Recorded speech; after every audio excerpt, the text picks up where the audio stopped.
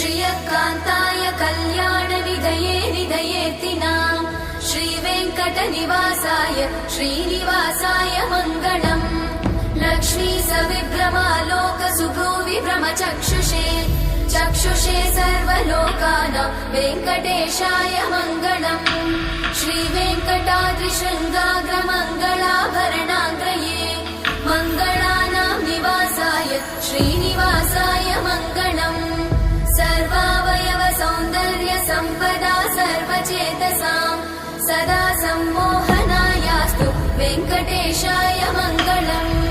नित्याय निरवध्याय सत्यानन्दचिदात्मने सर्वान्तरात्मने श्रीमद् वेङ्कटेशाय मङ्गलम् स्वतः सर्वविदे सर्वशक्तये सर्वशेषिने सुलभाय सुशीलाय वेङ्कटेशाय मङ्गलम्।